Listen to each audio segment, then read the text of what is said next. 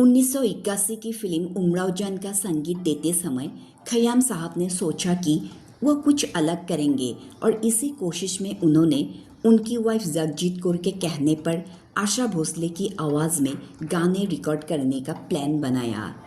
लेकिन क्या आप जानते हैं, उमराव जान के लिए गाते समय फूल गए थे आशा भोसले के हाथ पाँव। आइए बताते हैं पूरी कहानी। फिल्म के गानों की रिकॉर्डिंग के दौरान खयाम साहब ने तय किया कि आशा भोसले ऊंचे सुर में नहीं बल्कि नीचे के सुर में गाएगी। खयाम साहब ने आशा जी को खुद गाकर बताया कि फिल्म में उन्हें किस तरह गाना है। इस फिल्म से पहले आशा भोसले ने ज़्यादातर गाने ऊंचे सुर में गाए थे, इसलिए उन्होंने खयाम साहब से रिहर्सल के लिए 8 दिन का समय मांगा। 8 दिन बाद आशा भोसले अभ्यास के बाद गाने रिकॉर्ड कराने पहुंची। खयाम साहब ने संगीत की पूरी व्यवस्था पहले से कर रखी थी। शुरू में आशा जी आराम से गाना गा रही थी, लेकिन धीरे धीरे उनका आत्मविश्वास खोने लगा। उनके हाथ पांव फूलने लगे। जल्द ही उनकी हिम्मत टूट गई और उन्होंने खयाम साहब से कह दिया कि वो इतने नीचे सुर में नहीं गा सकेगी। आशा भोसले बोले, आप जानते हैं कि मैंने अपनी पूरी ज़िंदगी ऊंचे स्केल पर गाया है। फिर आशा जी ने खयाम साहब के साथ तर्क किया। जब खयाम साहब ने बताया कि उमराव इसी तरह गाती थी, तो उन्होंने कहा कि वह अपने सुर के विपरीत सुर में नहीं गा सकती।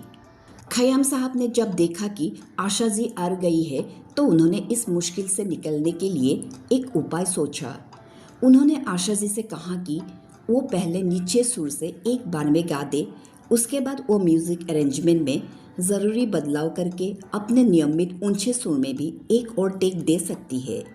फिर आशा जी को जो गाना पसंद आएगा वही फिल्म के लिए रख लिया जाएगा।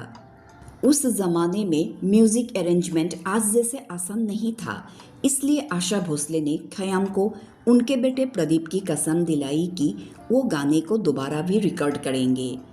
खयाम के हामी भरने के बाद ही आशा भोसले दोबारा गाने के लिए तैयार हुई। आशा जी ने नीचे के सुर में जब गाना पूरा किया तो दोबारा रिकॉर्डिंग से पहले आधा घंटे के अंतराल रखा गया। खयाम साहब ने आशा जी से कहा कि जब तक दूसरे टेक के लिए म्यूज़िक अरेंजमेंट होता है, तब तक वो पहला टेक सुन ले।